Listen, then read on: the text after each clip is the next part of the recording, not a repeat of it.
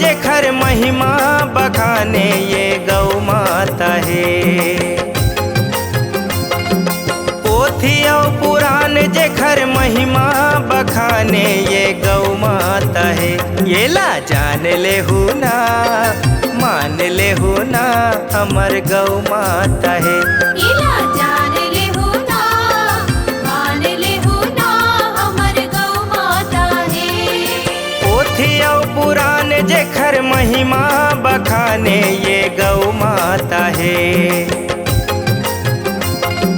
पोथी और पुराण जेकर महिमा बखाने ये गौ माता है। एला जान ले हूँ ना मान ले हूँ ना हमर गौ माता है। इला जान ले हूँ ना मान ले हूँ ना हमर गौ माता है।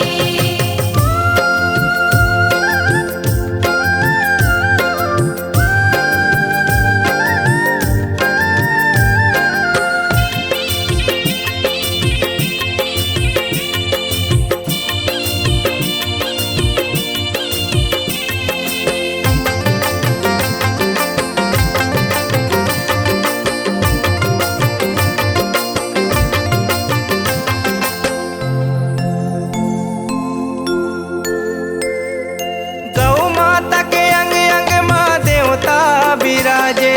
खाए ला मांगे ना पिए ला मांगे।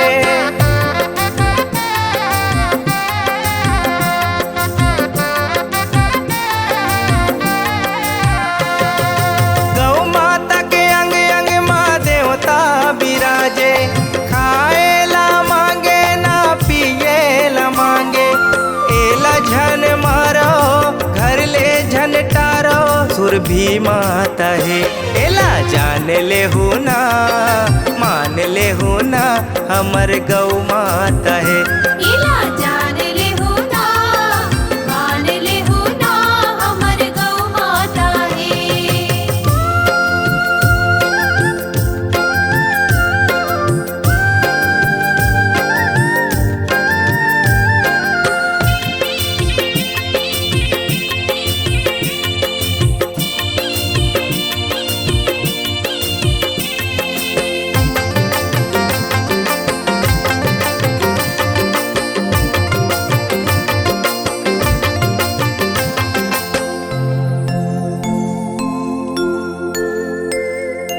अमृत सही हम लागो रसला देते।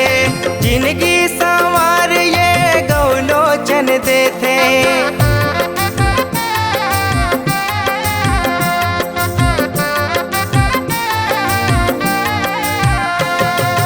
अमृत सही हम लागो रसला देते। जिंदगी संवार ये गौ लोचन देते। एला झन काटो एला झन मारो कपिला माता है। एला जान ले हूँ ना मान ले हूँ ना हमर गौ माता है। इला जान ले हूँ ना मान ले हूँ ना हमर गौ माता है।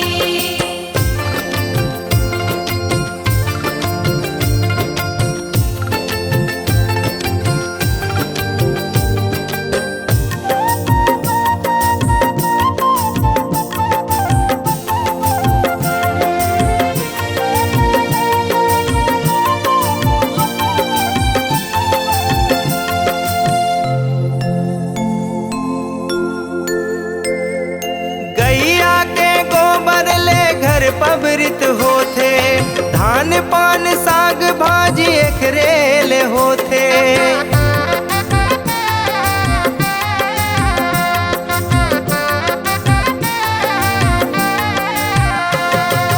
गैया के गोबर ले घर पबरित होते।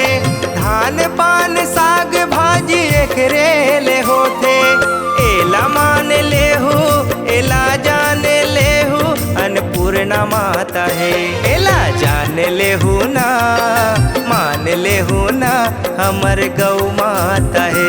इला जान ले हूँ ना मान ले हूँ ना हमर गौ माता है।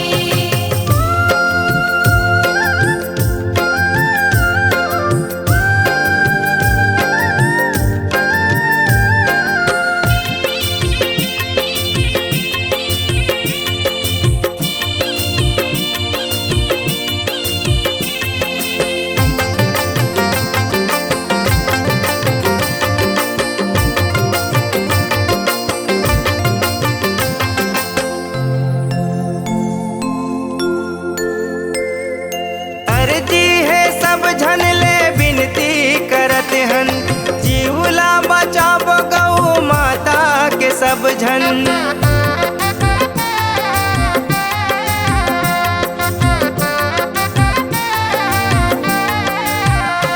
ओ अर्जी है सब झन ले विनती करत हन, जीवला बचाव गौ माता के सब झन।